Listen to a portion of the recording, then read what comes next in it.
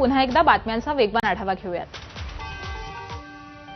राजधानी नवी दिल्लीमध्ये नागरिकांच्या जीवाशी खेळ सुरू असल्याचं चित्र पाहायला मिळालं। तब्बल 7,600 लिटर बनावट तूप जप्त केलंय। बनावट तूप विकणाऱ्या टोळीचा पर्दाफाश करण्यात आलाय। यावेळी अवतार कंपनीचं 900 लिटर शेंगदाणा तेल आणि डालडा हे देखील जप्त करण्यात आलंय। कंपनीचा मालक सध्या फरार आहे। माधव गुप्ता असं कंपनी चालकाचं नाव आहे। या प्रकरणामध्ये दिल्ली पोलिसात अधिकचा तपास हा आता सुरू झालाय।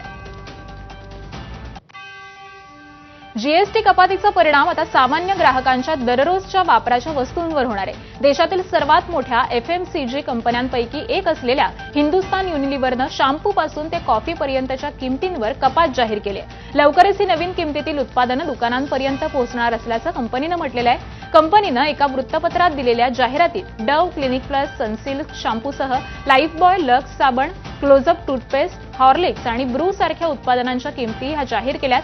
ही कपात 5 रुपयांपासून ते 50, 60 ते 90 रुपयांपर्यंत आहे। यासोबतच बुलेटिनमध्ये एक छोटासा ब्रेक, लगेच परत येतोय। पाहत रहा एबीपी।